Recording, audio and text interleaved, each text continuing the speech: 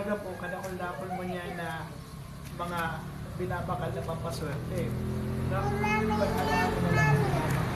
So, bakit kita mag-rely sa swerte? No? Mag-rely kita kung ano itong sa tuyang dapat ginitibo na ginigibo na.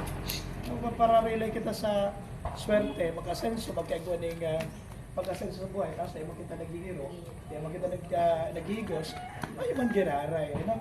Kaya ini yung pagmablessing do, bunga ini yung kan pagtigos nindo, kasi na grasya ini yung halik sa mahal na Diyos. Ipo, ano man na grasya, kaikuwat ang ipagpasalamat.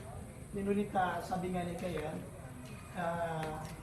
ingratitude, itong mga grasya, data na ipagpapasalamat sa mahal na Diyos. Kaikuwat ang gratitude, no? Na hindi yung halik gamos niya sa mahal na Diyos. Kung mayroong nagulangan, mayroong hindi yung makukuha. Ano?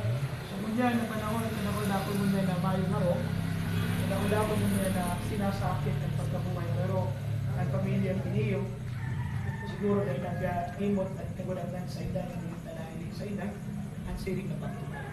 Kaya, hindi yung pag-bless kang harong, bako lang po niyo minatapos, kaya hindi yung pag-ibig ng gatali, kundi pinapadalos na niyo yung pag-ibig ng mga nakalis na kuha na pinadalos na pangalan na sa inyong minamawot na grasya, sa inyong mga blessings, ano? Ito po sa inyo. Kaya sa pamilya, salamat po sa pagpabless. Hindi ka sarili yung pagpahilikan sa inyong pagtubod. Hindi po. Kasi ng pagtubod, hindi yung dadara sa tuya ng mga grasya na minamawot kaligid sa kinawan. Kaya dahil lang kita malingon ng kasalamat. Hindi po. Yung kaupati na sa pinapasalamatan. So, dahil man na kagulang na nag-aagad na pasalamatan siya, pero we are obliged, ano, as a receiver, ano, na magpasalamat sa biyaya na ako. Ano?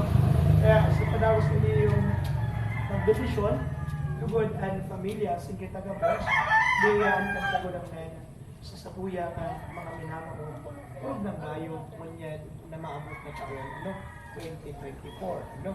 Kaya sa diwan ko, at sa kuya, congratulate sa ilo, sa siring na Sara, na alam ko mga kaigwaan din ng pagtubod at lamang sa iyo. Ipadagos ang pagtubod, pamili, kasi na ano man ang agad at mas itataw pa kang kaigwaan.